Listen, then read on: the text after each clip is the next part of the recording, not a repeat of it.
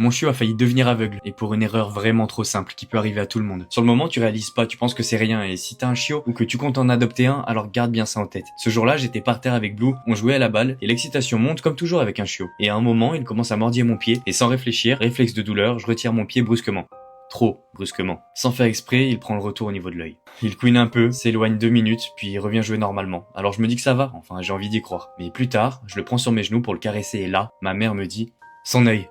Regarde son œil. » Je regarde, et là un œil sans pupille visible, un peu opaque, l'autre complètement dilaté. À cet instant précis, mon cœur s'arrête. Je me dis que le coup a touché sa tête, que quelque chose s'est déconnecté. Je teste la lumière, aucune réaction. Ce chiot que j'ai depuis même pas 2 semaines et je me dis ça y est, j'ai ruiné sa vie. J'étais vraiment au bord des larmes, je respire, je prends mon téléphone, peu importe le prix, j'appelle les urgences. Samedi minuit, je vous laisse imaginer le prix, mais peu importe, on y va. Le vétérinaire l'examine et après, ça me semble une éternité, son œil revient à la normale. Il m'explique que c'était une anisokori. Non, c'est pas du japonais, ça veut dire qu'après le choc, les pupilles peuvent réagir différemment l'une de l'autre temporairement. Il m'a aussi précisé que dans certains cas, ça peut être lié à un problème neurologique, donc vraiment pas rassurant. Mais pour Blue, apparemment, juste quelques gouttes dans les yeux et elle nous dit au revoir. Pour moi, c'est un soulagement, mais quand même beaucoup de doutes. En tout cas, ce moment m'a vraiment marqué. Aujourd'hui encore, je fais hyper attention. Pas de parc avec les autres chiens pendant 3 jours et pas de jeu risqué. Si cette histoire peut éviter ça à quelqu'un d'autre, n'hésite pas à la partager, surtout aux propriétaires, aux futurs propriétaires de chiots. D'ailleurs, quelqu'un a répondu à une story en me disant que c'était arrivé à son chien, parfois seulement en creusant dans le jardin, parfois en jouant au parc, avec un bout de bois dans l'œil ou je ne sais quoi. En tout cas, voilà, il faut rester vigilant.